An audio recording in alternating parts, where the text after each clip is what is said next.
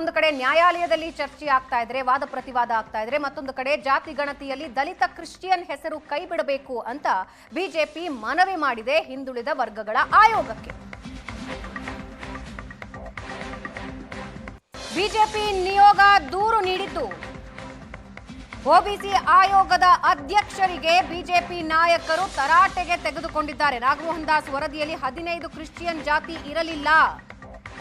ಹಿಂದುಳಿದ ಮತ್ತು ದಲಿತ ಜಾತಿಗಳಿಗೆ ಕ್ರಿಶ್ಚಿಯನ್ ಪದ ಸೇರಿಸಿದ್ದೀರಿ.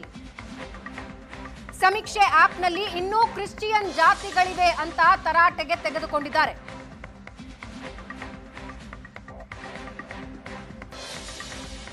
ಬಿಜೆಪಿ ದೂರಿನ ಬೆನ್ನಲ್ಲೇ ಸಂಜೆ ಸಭೆ ಕರೆದಿದೆ ಆಯೋಗ. ಸಂಜೆ 5 ಗಂಟೆಗೆ ತುರ್ತು ಸಭೆ ಕರೆದಿದ್ದಾರೆ ಆಯೋಗದ ಅಧ್ಯಕ್ಷರು. ಆಯೋಗದ ಅಧ್ಯಕ್ಷ ಮಂಜುನಾಥ್ ನಾಯಕ್ರಿಂದ ತುರ್ತು ಸಭೆ ಕರೆದಿದ್ದಾರೆ.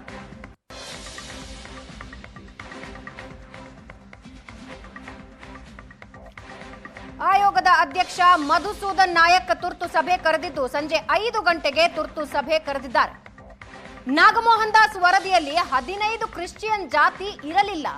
ಹಿಂದುಳಿದ ಮತ್ತು ದಲಿತ ಜಾತಿಗಳಿಗೆ ಕ್ರಿಶ್ಚಿಯನ್ ಪದ ಸೇರಿಸಿದ್ದೀರಿ ಅಂತ ತರಾಟೆಗೆ ತೆಗೆದುಕೊಂಡಿದ್ದಾರೆ. ಆಮೇಲೆ ಸಮೀಕ್ಷೆ ಆಪ್ನಲ್ಲಿ ಇನ್ನೂ ಕ್ರಿಶ್ಚಿಯನ್ ಜಾತಿಗಳಿವೆ ಹೇಗೆ ಅಂತ ಪ್ರಶ್ನೆ ಮಾಡಿದ್ದಾರೆ. ಬಿಜೆಪಿ ನಿಯೋಗ ದೂರು ಕೊಟ್ಟಿರೋದರ ಕಾಪಿನ ನಮ್ಮ ಸ್ಕ್ರೀನ್ ನಲ್ಲಿ ನೀವು ನೋಡ್ತಾ ಇದ್ದೀರಾ. ಜೊತೆಗೆ ಅಧ್ಯಕ್ಷರನ್ನ ಭೇಟಿಯಾಗಿರೋ ದೃಶ್ಯಗಳನ್ನ ಕೂಡ ನೀವು ನೋಡ್ತಾ ಇದ್ದೀರಾ. ಬಿಜೆಪಿಯ ದೂರು ಹಿನ್ನೆಲೆಯಲ್ಲಿ ಸಂಜೆ 5 ಗಂಟೆಗೆ ತುರ್ತು ಸಭೆ ಕರೆದಿದ್ದಾರೆ ಒಬಿಸಿ ಆಯೋಗದ ಅಧ್ಯಕ್ಷರು.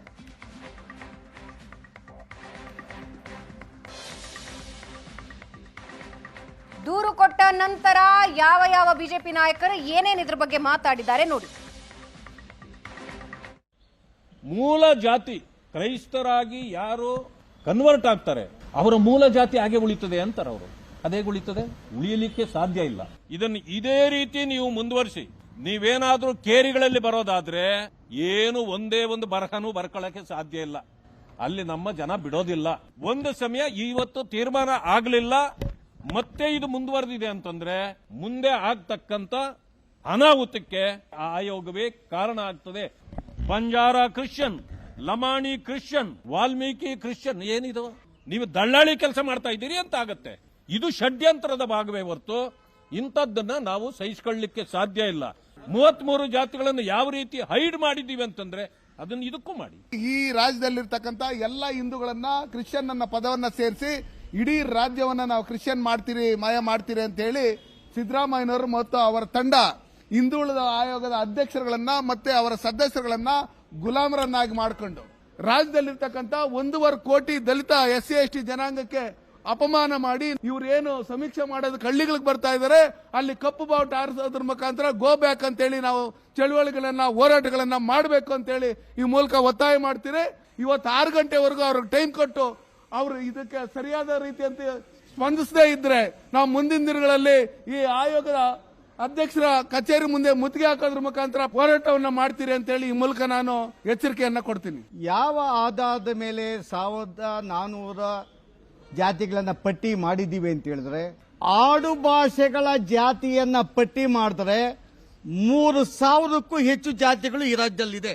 ಮತ್ತೊಂದು ಆತಂಕವಾದ ವಿಚಾರ ಅಂತ ಹೇಳಿದ್ರೆ, ಆ ಜಾತಿಯ ಕಾಲಂ ಬಿಟ್ಟು ಧರ್ಮದ ಕಾಲಂ ಅಲ್ಲಿ ಕ್ರಿಶ್ಚಿಯನ್ ಅಂತ ಬರೆದ್ರೆ ಜಾತಿಯಿಂದ ತೆಗೆಯುವ ರೆಕಮೆಂಡೇಶನ್ ಮಾಡತ್ತೀವಿ. ಹಿಂದೂಗಳ ಜನಸಂಖ್ಯೆಯನ್ನ ಈ ರಾಜ್ಯದಲ್ಲಿ ಕಡಿಮೆ ಮಾಡ್ತೀವಿ. ಆ ದೃಷ್ಟಿಯಿಂದನೇ ನಮಗೆ ನಿರ್ದೇಶನ ಇದೆ. ಮಧುಸೂದನ್ ಅವರು ಹೇಳ್ತಾ ಇರೋದು ಹೌದು. ಮತ್ತೆ ಅವರು ದಲಿತ ಆಗಿದ್ದೇನು ಸಹ, ಇನ್ನೊಬ್ಬರಾಗಿದ್ದೇನು ಸಹ ಕ್ರಿಶ್ಚಿಯನ್ ಅಂತ ಪದ ಇದ್ದರೆ ಹಿಂದೂ ಜನಸಂಖ್ಯೆಯಿಂದ ತೆಗಿತೀವಿ, ಕ್ರಿಶ್ಚಿಯನ್ ಪಟ್ಟಿಗೆ ಸೇರಿಸ್ತೀವಿ.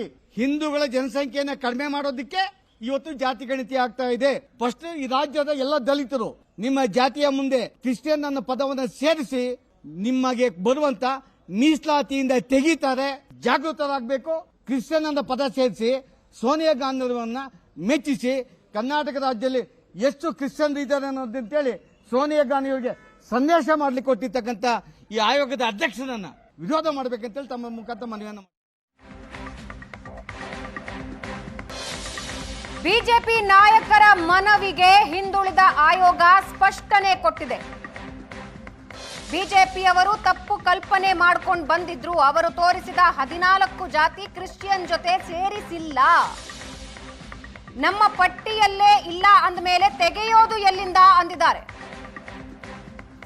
ಈ ಬಗ್ಗೆ ಆಯೋಗದಿಂದ ಮಾಧ್ಯಮ ಪ್ರಕಟಣೆ ಹೊರಡಿಸುತ್ತೇವೆ. ಜಾತಿಗಳ ಬಗ್ಗೆ ಸ್ಪಷ್ಟನೆ ನೀಡಿದ್ದಾರೆ ಮಧುಸೂದನ್ ನಾಯಕ್. ಜನತಾ ಪಾರ್ಟಿಯವರು ಒಂದು ಆಯೋಗ ಬಂದ್ಬಿಟ್ಟು ತಮ್ಮದು ಇಂತಿಂಥ ಕಾಸ್ಟನ್ನು ನೀವು ಪಟ್ಟಿಯಿಂದ ತೆಗಿಬೇಕು ಅಂತ ರಿಪ್ರೆಸೆಂಟೇಷನ್ ಕೊಟ್ಟು ಭಾಳಷ್ಟು ಚರ್ಚೆ ಇದು ಎಲ್ಲ ಆಯಿತು. ಶೆಡ್ಯೂಲ್ ಕಾಸ್ಟ್ನಲ್ಲಿ ಇರೋರಿಗೆ ಅವ್ರದನ್ನು ಯಾಕೆ ತೆಗೆದು ಹಾಕಿಲ್ಲ, ನೀವು ಬೇರೆಯವ್ರದ್ದು ಮಾತ್ರ ಯಾಕೆ ತೆಗೆದಿದ್ದೀರಿ ಅಂತ ಪ್ರಶ್ನೆ ಮಾಡಿದರು. ಅದು ಅವ್ರು ತಪ್ಪು ಕಲ್ಪನೆಯಿಂದ ಆ ಇಂಪ್ರೆಷನಲ್ಲಿ ಬಂದಿದ್ದರು. ಅವ್ರು ಬರೋಕ್ಕಿಂತ ಮುಂಚೆನೇ ನಾವು ನಮ್ಮ ಮೀಟಿಂಗ್ನಲ್ಲಿ ಪೇಪರ್ ಪಬ್ಲಿಕೇಶನ್ ಆದಮೇಲೆ ಪೇಪರ್ ಪಬ್ಲಿಕೇಶನಲ್ಲಿ ಇತ್ತು ಅವರು ಹೇಳ್ತಾ ಇರೋ ಜಾತಿಗಳು. ನಾವು 19/8 ಏನು ಪೇಪರ್ ನೋಟಿಫಿಕೇಶನ್ ಮಾಡಿದ್ವಿ, ಅದರಲ್ಲಿ ಕೆಲವು ಕಾಸ್ಟ್ ಕಮ್ಯುನಿಟೀಸು ಇತ್ತು. ಅದನ್ನು ನಾವು ನೋಟಿಫಿಕೇಶನ್ ಕೊಟ್ಟಿದ್ದು ಯಾವುದಾದ್ರೂ ಕೈ ತಪ್ಪಿದ್ರೆ ನಮಗೆ ತಿಳಿಸಿ ಅಂತ ಹೇಳಿ ನಾವು ನೋಟಿಫಿಕೇಶನ್ ಕೊಟ್ಟಿದ್ದು ಸೇರಿಸಿದ್ವಿ. ಅದರ ನಂತರ ನಾವು ವಿಮರ್ಶೆ ಮಾಡುವಾಗ ಕೆಲವು ಕಾಸ್ಟ್ಗಳನ್ನು ಹಾಕಬಾರ್ದು ಅಂತೇಳಿ ನಾವಾಗೆ ತೆಗೆದುಹಾಕಿದ್ವಿ. ಅದು ನಮ್ಮ ಪಟ್ಟಿಯಲ್ಲಿ ಇದೆ ಅಂತ ತಪ್ಪು ಕಲ್ಪನೆಯಲ್ಲಿ ಜನತಾ ಪಾರ್ಟಿ ಲೀಡರ್ಸು ಎಲ್ಲ ಬಂದ್ಬಿಟ್ಟು ನಮ್ಮದನ್ನು ತೆಗಿಬೇಕು ಅಂತ ಒಂದು ಮನವಿ ಮಾಡಿದ್ರು. ಅದಕ್ಕೆ ನಾವು ಒಂದು ಎಮರ್ಜೆಂಟ್ ಮೀಟಿಂಗ್ ಕರೆದು ಈಗ ತೀರ್ಮಾನ ತಗೊಂಡು ಅದನ್ನು ವಿಮರ್ಶೆ ಮಾಡಿದ್ವಿ. ಅವ್ರು ತಪ್ಪು ಕಲ್ಪನೆಯಲ್ಲಿ ಬಂದಿದ್ರು. ಆ ಕಾಸ್ಟ್ ಅವ್ರು ಏನು ಬರೆದು ಕೊಟ್ಟಿದ್ದಾರೆ ಅವ್ರ ರಿಪ್ರೆಸೆಂಟೇಷನಲ್ಲಿ, ಆ ಕಾಸ್ಟ್ ನಮ್ಮ ಪಟ್ಟಿಯಲ್ಲೇ ಇಲ್ಲ. ಅವ್ರ ತಪ್ಪು ಕಲ್ಪನೆಯಿಂದ ನೀವು ಬೇರೆಯವರಿಗೆ ಕನ್ಸಿಡರ್ ಮಾಡಿದ್ರಿ, ನಮ್ಮ ತೆಗೆದು ಹಾಕಲಿಲ್ಲ ಅಂತೇಳಿ ಬಂದಿದ್ರು. ಅದು ನಾವೇ ಮುಂಚೆನೇ ತೆಗೆದಿರೋದ್ರಿಂದ ಈಗ ತೆಗೆದಾಕೋ ಪ್ರಶ್ನೆ ಬರೋದಿಲ್ಲ. ಆಯೋಗ ಬಂದಿದ್ದಕ್ಕೆ ಅದನ್ನು ತಿಳಿಸುವ ಅಂತ ಹೇಳಿ ಒಂದು ಪ್ರೆಸ್ ನೋಟು ಕೊಡ್ತಾ ಇದ್ದಾರೆ ನಮ್ಮ ಆಫೀಸ್ನವರು. ಅಷ್ಟು ಮಾತ್ರ ನಾನೀಗ ತಿಳುವಳಿಕೆ ಕೊಡಬಲ್ಲೆ.